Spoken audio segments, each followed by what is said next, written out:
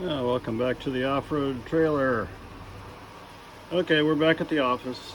We're still waiting to hear about wheels, tires set up for the big E450, so we can switch to a more off-road dedicated tire with a single rear wheel. But I got the rear door unbolted and unlocked, got it up, and I'm kind of blowing out all the dust and pollen and stuff. We've been inundated lately with little black, I don't know what they are.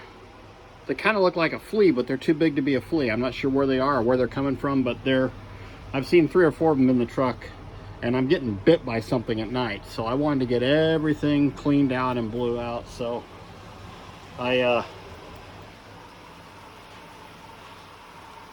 rearranged everything, blew everything out with the Ryobi leaf blower, and then swept everything really good. And now I'm getting ready to spray everything really good with the Lysol spray. Don't know if that'll help or not, but it won't hurt. So, but yeah, here's the truck with the. Let me go outside so you can see the back. Yes, the rear roll-up door is functional. It does open, and I did find the key to the locks. Normally I have some bolts where I bolt it to the floor inside, and then it's got a lock on the back, but there you go, you can see it does work, it's open.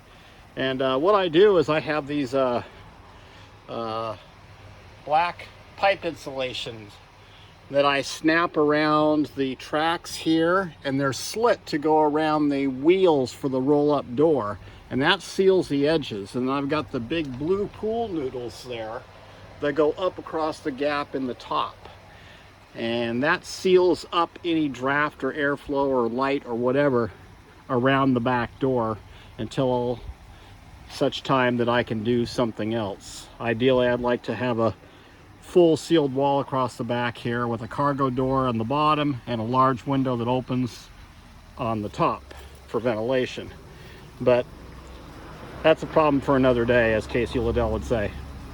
So yeah, so we're just blowing it all out, and kind of got everything all right, come on, no flies in here. I just got rid of you guys.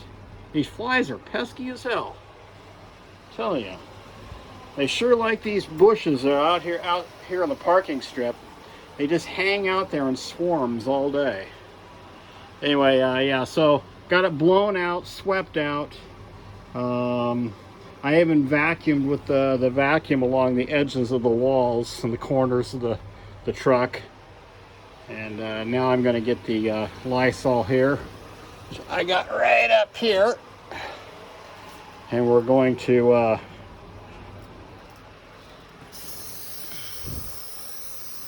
spray this whole area here, in case there's some kind of biologicals that's attracting these bugs.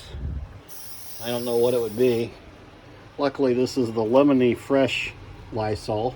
Smells more tolerable than the regular.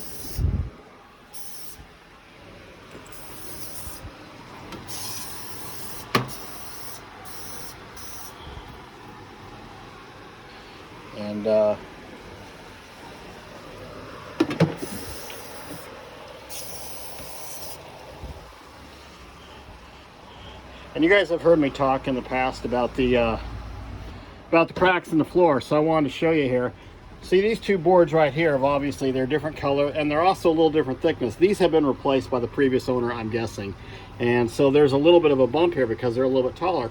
But also, you can see right down through there, you can see the ground and the tires through those cracks. It's a pretty significant gap. So driving in the rain, it just throws water right up through those boards.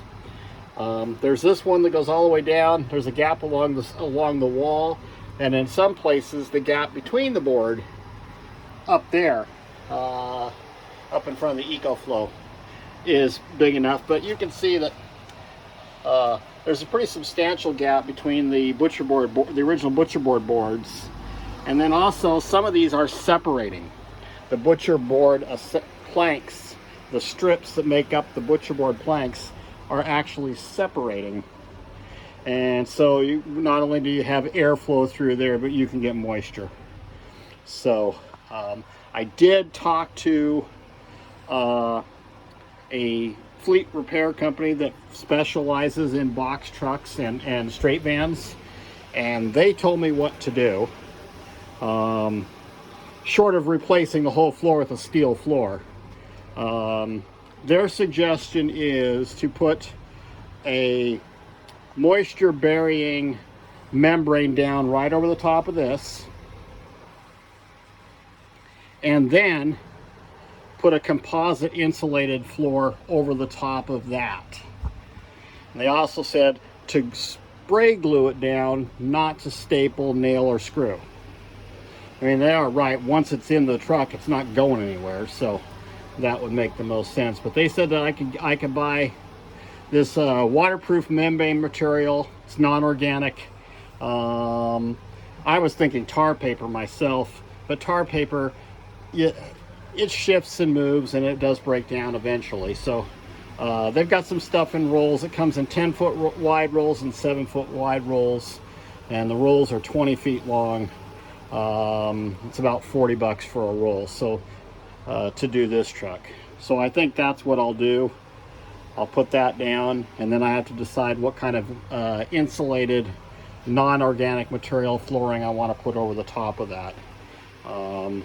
There's some modular tile systems that lock together that I could use. I could use like click lock laminate flooring. I could put a real thin layer of a non-organic, like a marine board, down over the top of that, and then put a vinyl floor over that.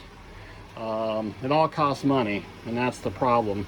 How much money do I want to put into this truck? Because I can't really afford to keep it.